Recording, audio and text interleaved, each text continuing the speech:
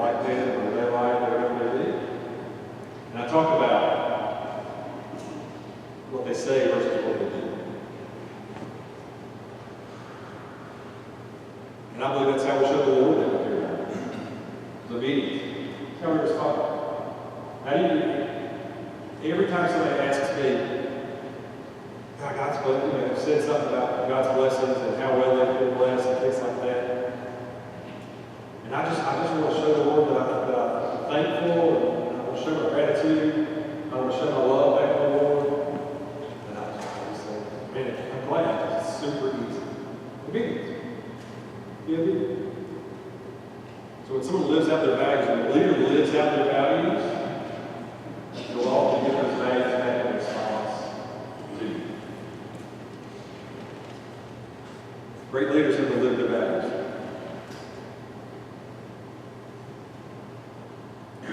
So we got 5 behaviors, characteristics, skills, whatever you want to call them, of great leaders. See and shape the future. They engage and develop others. They reinvent continuously. They value results and relationships. They embody the values. It brings us back to this picture. I can teach folks leadership skills, most of you can as well. Character, a little hard to influence, hard to identify. But we believe that the character of a leader is what's most important. And the character, these 5 behaviors are just the fruit of what we believe the true heart of a great leader is. And it's not, those are all things I can teach you. And you can teach others. And I teach my leadership too. To do those things. But the heart is that great leaders serve.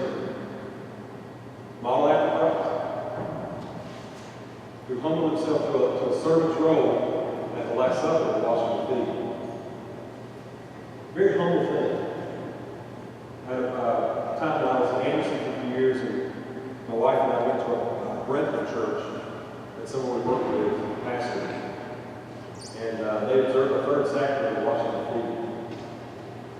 And it was really one of those different things to be a part of. It's very humbling. That your pastor would wash your feet. He had to be at the feet of his disciples. That's a funky feet. To have your Lord stop and serve. If you look at Scripture there, you see that it was revealed to God, or to Jesus, that all authority was given to him at that time. In his very next step, his very next action, was to serve. He delivered that point and realized he is the most powerful man in the world. What do you do when you realize you're the most powerful person in the world? Or in the business? Or in that part of the business where your role is? Jesus served. And we believe great leaders serve. Matthew 20:26 says, those who wish to be great shall become your servant. So you ask yourself, am I a willing servant? Am I serving a leader? Do you serve others? It's really easy. And you have to be intentional about it. But the beauty of it is you get to choose if you're going to serve or not. Because we found that great leaders serve. I want to move on to another track here for just a minute. And while servant leadership, I think, well, I know it's been great in my business. It's provided great opportunities for growth. It's helped us to, I mean, 16% growth last year. This tells William a while ago. This past February, in the last night, 31% of the last year. That's extra day in it too. But It's humbling and daunting at the same time. The business grows 30% overnight. That changes things. We're playing different games. We've got to be ready to engage. We better be ready to engage others. And we better be developing as we are right now.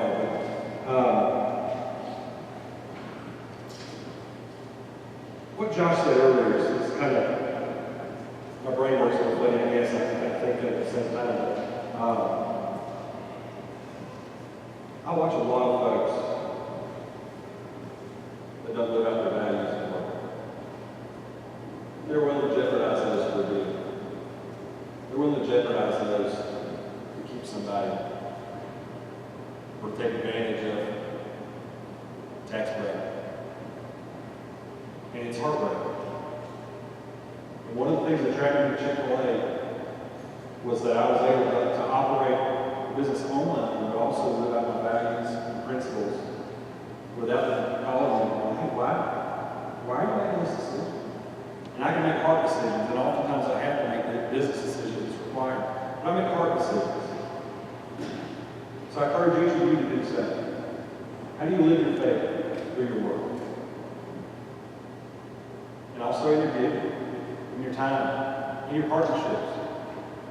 How do you come alongside organizations and give back?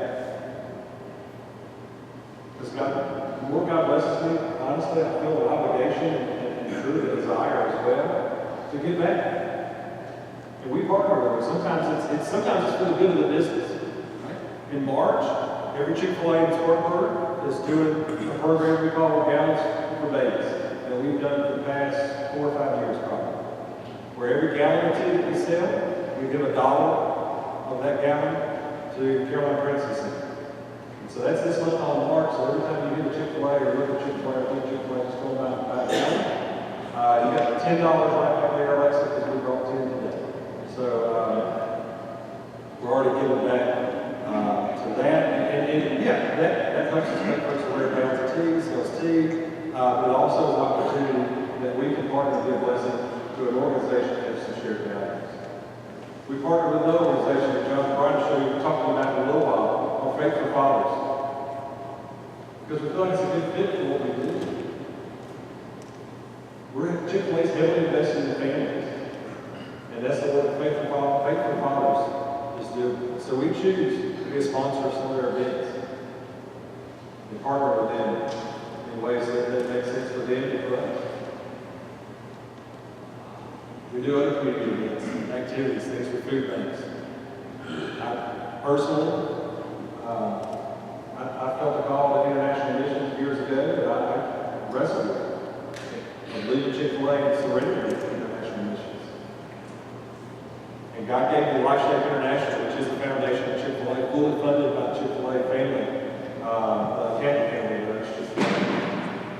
and it allows me to use my skill set to partner with missionaries oftentimes overseas that are doing great work. Oftentimes Businesses Missions is a platform that missionaries have to use to get into restricted countries. They can't have a visa to be there unless they have a reason to be there for work. So you got seminary trained missionaries that are like, I'm here to plant churches and evangelize. And I got to run a business. I know nothing about planting business. And they're scared to death. And they literally come into business basics that you would think most folks would know. Some of them don't know. And so we walk alongside and use our talents to be able to help them. They oftentimes also don't see, almost never anyone that sees the business as an avenue to main work. The main work being, for the missionaries mindset, is evangelism and church planting. That's main work. And they see having to deal with the business and facilitate business as taken away from the main work. And I tell them, I see my business as my main work. It's my opportunity with my vendors, with my customers, with my team members, with my business community, with my local residential community folks who come. That's a great platform. It legitimizes the relationship. And so helping them to change perspective on that. So what is it that you're doing? How do you get that? How do you serve not only in your leadership role, and I was going to tie that in there. How do you serve not only in that leadership role, but also with the blessings that God has given you? How do you serve others and get back to them? How do you partner with organizations that are doing great work that I care about and I'm passionate about, but I am not skilled to do? And I'm not able to do. My wife trained at Carolina Pregnancy Center years and years and years ago.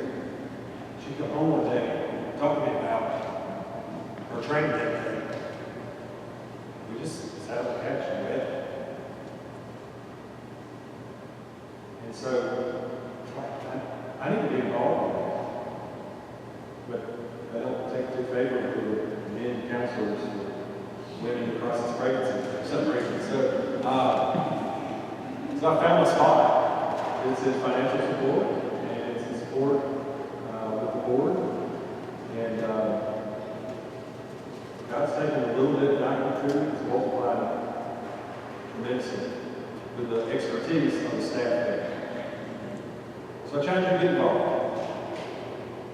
I appreciate you taking the opportunity to listen. I appreciate the opportunity to share. I'm happy to answer your questions and talk to you further about the serve model. We do oftentimes 3-day conferences on the serve model, so we really skim the surface. But I appreciate you guys. I appreciate the chamber. It's a pleasure to be with you.